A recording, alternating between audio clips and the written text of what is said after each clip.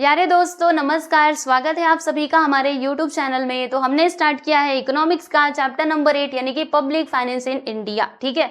और इसमें हमारे अभी तक कितने लेक्चर्स हो चुके हैं, तो टोटल 5 लेक्चर्स हमारे कंप्लीट हो चुके हैं और ये है दोस्तों आपका लेक्चर नंबर 6। अब इस लेक्चर नंबर 6 में हम क्या पढ़ने वाले हैं, आइए आप लोग को बता देती हूँ।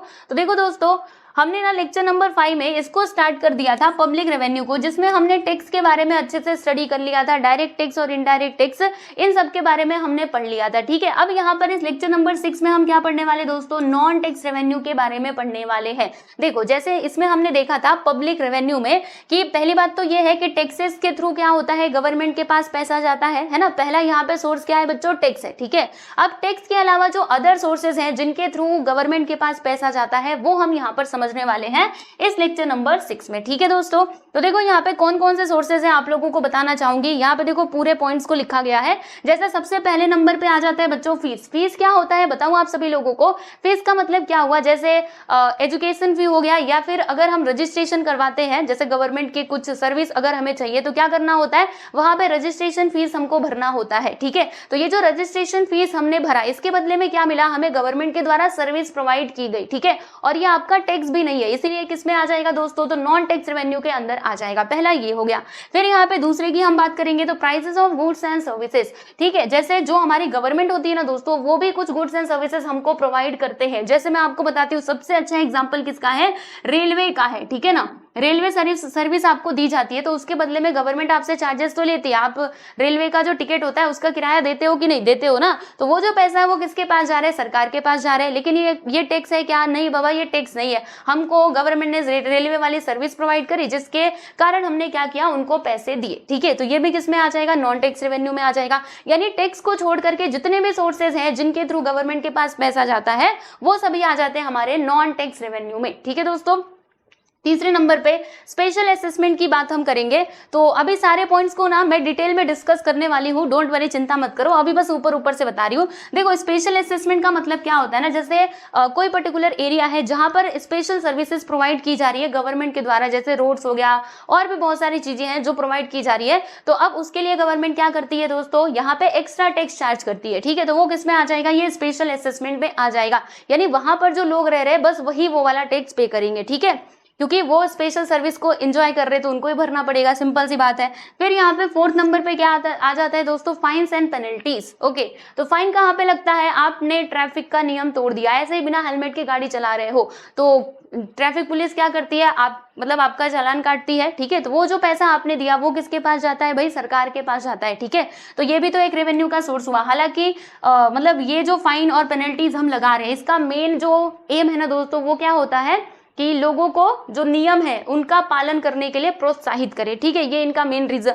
मतलब मेन मोटो होता है, मतलब मेन मोटिव यही होता है कि लोग क्या करें, नियम और कानून का पालन करें, कोई इसका उल्लंघन न करे, इसीलिए ऐसा किया जाता है, फाइन्स और पेनल्टीज लगाई जाती है, ठीक है। फिर उसके बाद यहाँ पे गिफ्ट्स, ग्रांट्स एंड डोनेशन। अब ये क्या है भाई, सरकार को कैसे मतलब गिफ्ट्स मिलते हैं, डोनेशंस मिलते हैं, तो जी हाँ, गिफ्ट्स, ग्रांट्स एंड डोनेशंस मिलते हैं सरकार को भी, और इसके थ्रू भी इनके पास पैसा जाता है। आप बोलेंगे कैसे, जैसे एग्जाम्पल के लिए मैं बताती हूँ। मान लीजिए यहाँ पर है मिस्टर ए, ठीक है। अब ये जो मिस्टर ए है ना, इनके घर पे मतलब मैं आपको बता रही हूँ, ये अकेले हैं, जैसे इनका कोई वारिस नहीं है, इनका कोई बच्चे नहीं है, कुछ भी नहीं है, ठीक है। अब ये अकेले रह रहे हैं तो ये सोचेंगे ना कि अब मेरे जाने के बाद, ठीक है, अब क्या होगा, तो इन्होंने क्या किया, इनकी जो पूरी प्रॉपर्टी थी सब कुछ गवर्नमेंट को दान कर दिया, मतलब दे दिया कि अब मेरे बाद क्या होगा, ये सरकार के हाथों में चला जाएगा। तो देखो ये डोनेशन इन्होंने किया ना, पूरा के पूरा सरकार को दान दे दिया, तो ये सरकार के लिए क्या हो जाएगा भाई, ये तो रेवेन्यू ही हो जाएगा, ठीक है। हालांकि ये जो है ये रेगुलर बेसिस पे नहीं होता है, क्योंकि गिफ्ट, डोनेशंस ये सब ऐसे ही कभी कभी ही मिलते रहते हैं, ठीक है। तो वो सब कुछ इसमें आ जाएगा। फिर उसके बाद यहाँ पे स्पेशल लेवी की हम बात करेंगे। फिर उसके बाद क्या है दोस्तों, बोरोविंग। बोरोविंग का मतलब क्या होता है, जैसे सरकार को अगर पैसों की जरूरत होती है तो वो मतलब क्या कर सकते हैं दोस्तों, लोन वगैरह ले सकते हैं, तो इसके थ्रू भी तो उनके पास रेवेन्यू जनरेट हो रहा है ना, तो वो भी इसमें आ जाएगा। और ये स्पेशल लेवी का मतलब क्या होता है, देखो कुछ गुड्स ऐसे होते हैं जिनके ऊपर मतलब ज्यादा टैक्स लगाया जाता है, जो किसमें आ जाएगा दोस्तों, स्पेशल लेवीज के अंदर आएगा, ठीक है। अभी पूरा डिटेल में आपको हर एक का एक्सप्लेनेशन समझाती हूँ। अभी तो मैंने ऊपर ऊपर से बताया कि इसके अंदर है क्या, आओ अब समझते हैं पूरे इसके अंदर का एक्सप्लेनेशन, ठीक है दोस्तों। तो आप लोग ना पॉइंट्स याद कर लोगे, फिर उसके बाद अंदर का जो एक्सप्लेनेशन है ना, वो आप चाहो तो खुद से भी लिखने का ट्राई कर सकते हो, ठीक है। मतलब ट्राई नहीं करना है, एक्चुअल एग्जाम में लिखना ही आप सभी लोगों को, ठीक है। चलो तो नॉन टैक्स रेवेन्यू सोर्सेज की हम बात करेंगे, जिसमें मैंने आपको सबसे पहले क्या बताया था बच्चों, फीस के बारे में बताया था, ठीक है। जैसे देखो, अगर मैं टैक्स की बात करूं तो टैक्स क्या होता है, हमारे लिए कंपलसरी होता है पे करना, ठीक है। आप ना टैक्स से बच नहीं सकते, आप कुछ भी कर लो भैया, आपको टैक्स तो देना ही पड़ेगा। अगर आप नहीं दोगे तो फिर पनिशमेंट दी जाएगी, आपको सजा दी जाएगी। इसीलिए से ये जो हमारा टैक्स है इसको भरना तो बहुत जरूरी होता है, ठीक है। और इसके बदले में हमें कुछ सर्विस भी नहीं मिलती है, कुछ स्पेशल सर्विस मिलती है क्या टैक्स भरने के, मतलब टैक्स भरते हैं तो हमें कुछ स्पेशल सर्विस मिलती है, नहीं, जो सबको मिलेगी वही हमें भी मिलेगी, ठीक है। लेकिन अगर मैं ये फीस की बात करूं तो फीस हम क्यों भर रहे हैं, क्योंकि हमें वो स्पेशल सर्विस, मतलब कुछ ऐसे सर्टेन सर्विस होते हैं जिनके लिए हमें क्या करना पड़ता है, फीस भरना पड़ता है, ठीक है। यानी जो व्यक्ति वो फीस भरेगा उसी को वो सर्विस मिलेगी, ऐसी बात हो जाती है, ठीक है। तो देखो यहाँ पे लिखा है कि fees paid in return for certain specific services rendered by the government. For example आप देखिएगा, एजुकेशन फी हो गया और ये रजिस्ट्रेशन फी हो गया, ठीक है दोस्तों। तो ये सब कुछ इसमें आ जाएगा, बराबर, ये फीस में आ जाएगा। आई होप सो कि आपको फर्स्ट पॉइंट क्लियर हो गया होगा। अब हम बात करेंगे बच्चों यहाँ पे सेकंड पॉइंट की, which is prices of public goods and services. अब देखो दोस्तों, जो हमारी मॉडर्न गवर्नमेंट है, मॉडर्न गवर्नमेंट की अगर मैं बात करूँ तो ये क्या करते हैं, ये सेल करते हैं various types of commodities and services to the citizen. यानी जो हमारे देश के नागरिक हैं उनको ये लोग क्या करते हैं, गुड्स एंड सर्विसेज जो है वो बेचते हैं, यानी कि सेल करते हैं, ठीक है। अब अगर वो गुड्स एंड सर्विसेज दे रहे हैं तो भाई उसके बदले में जो सिटीजन है उनको पैसा भी देंगे। तो वही है कि price is payment made by the citizen to the government for the goods and services. यानी अगर आप कोई गुड्स एंड सर्विसेज एंजॉय कर रहे हो, उसको यूज कर रहे हो, तो आपको उसके बदले में पैसा तो देना पड़ेगा। तो हमारे देश के सिटीजन भी देते हैं, नागरिक लोग भी देते हैं। जैसे एग्जांपल के लिए आप देख सकते हो रेलवे फेयर्स हो गया, और ये पोस्टल चार्जेस, ठीक है, जो चिट्ठी पत्री होता है ना, कुछ भेजना हुआ, कहीं से मंगाना हुआ, तो उसका भी चार्जेस हमें पे करना होता है। और वो सब कुछ किसके पास जाता है भाई, सरकार के खाते में जाता है, ठीक है। चलो आगे चलते हैं। नेक्स्ट हम बात करेंगे दोस्तों स्पेशल असेसमेंट की। अब ये स्पेशल असेसमेंट क्या है, इसको एग्जांपल से समझो। लो भैया, एग्जांपल से हम समझ लेते हैं।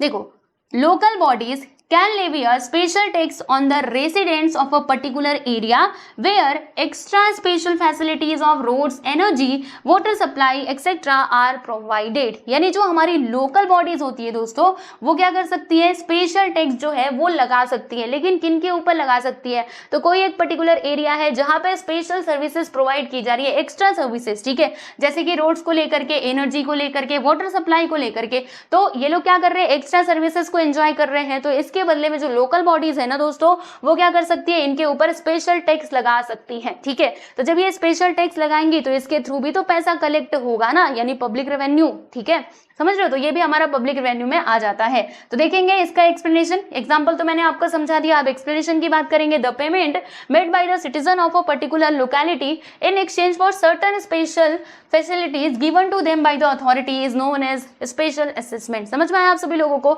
यानी कोई मान लीजिए पर्टिकुलर लोकेलिटी है जहां के लोग क्या कर रहे हैं, स्पेशल फैसिलिटीज को एंजॉय कर रहे हैं, तो वहां पे क्या किया जा सकता है, अथॉरिटीज के द्वारा एक्स्ट्रा चार्जेस लिए जा सकते हैं, ठीक है। तो ये भी एक रेवेन्यू का ही साधन है, सोर्स है, हम ऐसे कह सकते हैं, बराबर। नेक्स्ट है बच्चों यहाँ पे फाइन्स एंड पेनल्टीज। अब देखो, फाइन और पेनल्टीज जो लगाई जाती है, अगर आपने क्या किया, आपने ट्रैफिक के नियम तोड़ दिए या फिर आपने और भी कुछ कानून का उल्लंघन किया, तो इसके लिए क्या किया जाता है, आपसे फाइन, यानी कि उसका फाइन मतलब क्या होता है, जैसे चार्ज लिया जाता है कि आपको ये काम नहीं करना था। पहले से उन्होंने बता दिया है कि आपको ट्रैफिक के नियम नहीं तोड़ने हैं, लेकिन हम तो तोड़े जा रहे हैं, ठीक है। तो जब तोड़ोगे तो भाई फिर फाइन भरो। और ये सरकार जो है ये फाइन और पेनल्टीज क्यों लगाती है, ताकि जो लोग है ना वो क्या करें, वो रूल्स एंड रेगुलेशंस को माने, ठीक है। उनका मेन मोटिव पैसा कमाना नहीं होता, बल्कि लोगों को जो लॉज, जो रूल्स एंड रेगुलेशंस हैं उनके प्रति जागरूक करना होता है, ठीक है। तो आइए देखते हैं। The government imposes fines and penalties on those who violate the laws of the country. मतलब जो क्या करता है, लॉज को, कानून को वायलेट करता है, यानी उसका उल्लंघन करता है, उसके ऊपर ये फाइन्स और पेनल्टीज लगाई जाती हैं। इसका मेन ऑब्जेक्टिव क्या होता है दोस्तों, तो इनकम अर्न करना नहीं होता है, बल्कि क्या होता है कि discourage the citizen from violating the laws framed by the government. यानी गवर्नमेंट के द्वारा जो लॉज बनाए गए हैं उनका वो उल्लंघन ना करे, ये इनका मेन मोटिव होता है, ठीक है। एग्जाम्पल आप देख सकते हो कि fines for violating traffic rules, ठीक है। However the income from this source is very small. मतलब इस सोर्स से मिलने वाला जो इनकम है वो काफी स्मॉल होता है, ठीक है, ज्यादा नहीं होता है, राइट। चलो आगे बढ़ते हैं। नेक्स्ट हम बात करेंगे बच्चों 5वें पॉइंट की, जो क्या है, gifts, grants and donations. Okay, जैसे मैंने आपको ऊपर ही बता दिया था, डोनेशन मतलब कोई अकेला व्यक्ति है, अब ना उसके आगे पीछे, मतलब उसके आगे पीछे कोई नहीं है, ठीक है, मतलब उसके परिवार के, समझो उसके बाल बच्चे भी नहीं है, नाती पोते कोई है ही नहीं, ठीक है। तो अब वो सोचेगा कि हम क्या करें, तो चलो एक काम करते हैं, मेरे बाद जो मेरी प्रॉपर्टी है वो चली जाएगी सरकार के खाते में। तो उसने क्या कर दिया, सरकार को ये दान कर दिया, ठीक है। इसी तरीके से सिटीजन जो है वो सरकार को गिफ्ट भी देते रहते, गिफ्ट, ग्रांट्स एंड डोनेशन, जिसके थ्रू सरकार के पास पैसा जाता है, ठीक है। तो ये भी किस में आ जाएगा बच्चे, ये भी आ जाएगा हमारा नॉन टैक्स रेवेन्यू में, क्योंकि यहाँ पर टैक्स नहीं दिया जा रहा, बल्कि ये डोनेशन है, गिफ्ट है, समझ रहे हो, तो वो बात हो जाती है। तो आप देखते हैं, the government may also earn some income in the form of gifts by the citizen and others, ठीक है। The government may also receives grants from the foreign governments and institutions for general and specific purposes, यानी कि जो हमारी कौन है दोस्तों, foreign governments है, उनके थ्रू भी क्या हो सकता है, जो सरकार है ना, उसको ग्रांट मिल सकता है फॉर स्पेसिफिक पर्पस, ठीक है। तो वो भी तो इनके रेवेन्यू का ही एक सोर्स है, हम ऐसा कह सकते हैं, ठीक है। और यहाँ पर बोला गया है कि जो फॉरेन एड है ना दोस्तों, ये काफी क्या है, become an important source of development finance for a developing countries जैसे कि इंडिया, ठीक है। However this source of revenue is uncertain in nature, जैसे कि मैंने आपको बताया था, ये कैसा नेचर का होता है, अनसर्टेन होता है, यानी डोनेशन आपको मिल भी सकता है, नहीं भी मिल सकता है, इसकी कोई गारंटी नहीं है, ठीक है। और गिफ्ट्स हो गया, ग्रांट्स हो गए, तो ये भी क्या है दोस्तों, ये सारे के सारे अनसर्टेन इन नेचर है, क्योंकि ये फिक्स नहीं होते, मिल भी सकता है, नहीं भी मिल सकता है, ठीक है। तो इजी है ना, इसका एक्सप्लेनेशन आप लोग लिख लोगे, ठीक है, ट्राई करना लिखने का, लिख लोगे, जैसे मैंने आपको समझाया ना एग्जाम्पल दे करके, वैसे ही एग्जाम्पल दे करके अच्छे से एक्सप्लेन कर देना इस पॉइंट को, ठीक है। नेक्स्ट है इसमें point number 6 which is special levies. अब इसका मतलब क्या होता है, आओ जरा हम एग्जाम्पल की मदद से समझते हैं। देखो दोस्तों, अगर मैं इनकी बात करूं, जैसे वाइन हो गया, ओपियम हो गया, ओपियम का मतलब आप सभी लोग जानते हो, ये भी एक नशीला पदार्थ है।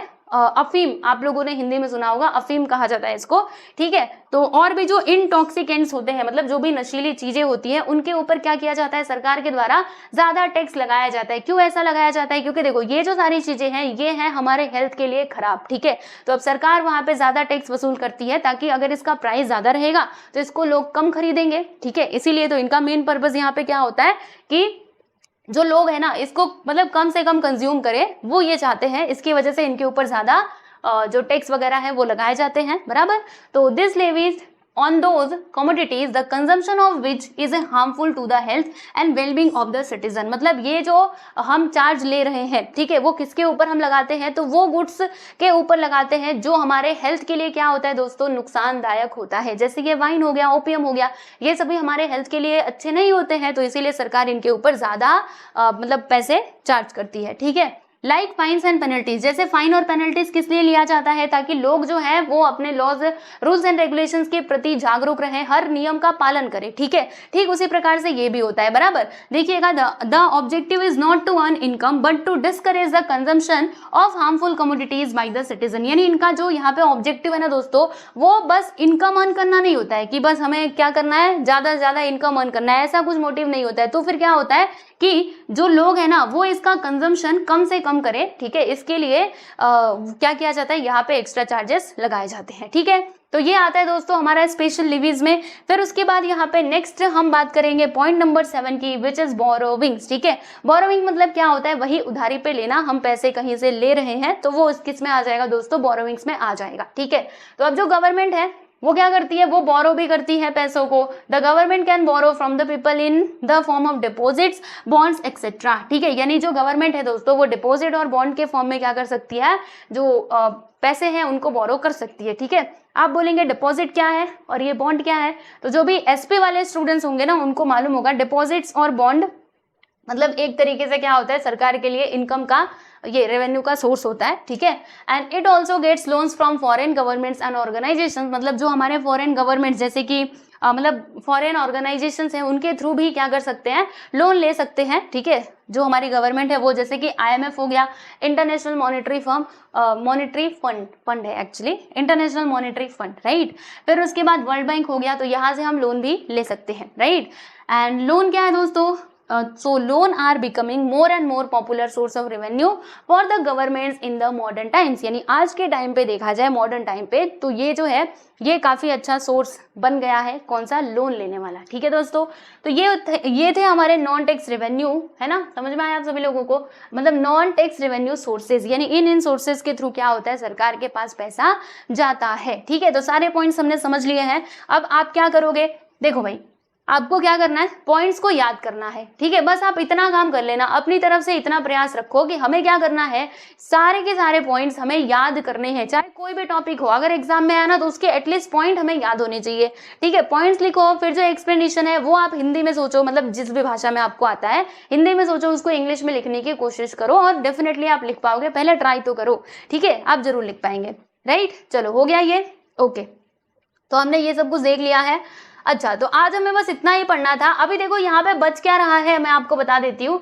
देखो ये हम चार्ट में चलेंगे। आ जाओ भाई, चार्ट कहाँ हो, हमने जो इतना बड़ा चार्ट देखा था। देखो दोस्तों, हम लोगों ने क्या क्या पढ़ लिया। हमने ये पब्लिक एक्सपेंडिचर कंप्लीट कर लिया। लो भैया, हमने ये पब्लिक रेवेन्यू भी कंप्लीट कर लिया। अब हम बात करने वाले हैं किसकी? Public debt. देखो अभी हमें क्या क्या पढ़ना है, हमें यहाँ पे पब्लिक डेट पढ़ना है, ठीक है, फिस्कल पॉलिसी पढ़ना है, और दोस्तों यहाँ पे पढ़ना है फाइनेंशियल एडमिनिस्ट्रेशन। ठीक है, तो ये सब कुछ हमें पढ़ना है। ये तीन, मतलब देखो दो तो हमारे टॉपिक्स कंप्लीट हो चुके हैं, अब ये तीन टॉपिक्स बचे हुए हैं। और ये छोटे छोटे, ये दोनों जैसे इतने बड़े बड़े थे ना, वैसे ये बड़े नहीं है, ये छोटे छोटे हैं। तो मैंने क्या सोचा है, अभी ये हमारा लेक्चर नंबर 6, इसको यहीं पे फिनिश करेंगे। फिर जो लेक्चर नंबर 7 होगा ना दोस्तों, उसमें हम ये तीनों टॉपिक्स को कवर कर लेंगे। हम जानेंगे कि पब्लिक डेट क्या होता है, फिस्कल पॉलिसी, फाइनेंशियल एडमिनिस्ट्रेशन, ये सब कुछ हम स्टडी कर लेंगे। और फिर जाके आपका ये जो पूरा चार्ट है ना दोस्तों, वो हो जाएगा कंप्लीट। ठीक है, और चार्ट कंप्लीट हुआ तो ये मत सोचना कि हमारा पूरा चैप्टर भी कंप्लीट हो गया, ना ना, अभी और भी चीजें हमें पढ़नी है। आपने इसका नाम सुना होगा, देखो भाई, आप पढ़ रहे हो पब्लिक फाइनेंस, है ना, तो पब्लिक फाइनेंस पढ़ रहे हो, तो इसमें अगर आपने बजट नहीं पढ़ा तो फिर आपने क्या पढ़ा? तो आपको क्या करना होगा? जी हाँ, बिल्कुल सही, अभी हमें बजट के बारे में पढ़ना है। तो जब ये पूरा कंप्लीट हो जाएगा ना, फिर मैं आपको बताऊंगी बजट के बारे में। जो हमारे फाइनेंस मिनिस्टर जो है वो क्या करते हैं दोस्तों, फरवरी के महीने में आकर के पार्लियामेंट में प्रेजेंट करते हैं। आप लोग टीवी पे देखते होंगे कि बजट पेश हो गया इस साल का। ठीक है, ये सब कुछ, राइट, ओके। तो चलिए आज के इस लेक्चर को यहीं पे खत्म करते हैं। मिलते हैं बहुत ही जल्द नेक्स्ट वीडियो में। और बाकी के सारे चैप्टर्स भी आपके कंप्लीट हो चुके हैं, तो जब आप प्लेलिस्ट में जाएंगे तो आपको लाइन से हर एक चैप्टर मिल जाएगा। सबसे पहले लाइन से मिलेगा, पहले फर्स्ट चैप्टर, फिर सेकंड चैप्टर, फिर थर्ड चैप्टर, अलग अलग उसके पार्ट्स हैं, क्योंकि बड़े बड़े चैप्टर्स होते हैं। तो एक वीडियो में सारे चैप्टर्स को कंप्लीट करना, मतलब अगर कंप्लीट करना चाहेंगे तो हो जाएगा, लेकिन काफी लंबा वीडियो हो जाएगा। इसीलिए मैं क्या करती हूँ, छोटे छोटे वीडियोस बनाती हूँ पार्ट वाइज करके। तो आप देखेंगे तो सारे वीडियोस आपको लाइन से मिलेंगे। ओके, तो बस अच्छे से पढ़ते रहिए और मिलते हैं नेक्स्ट वीडियो में। Bye everyone.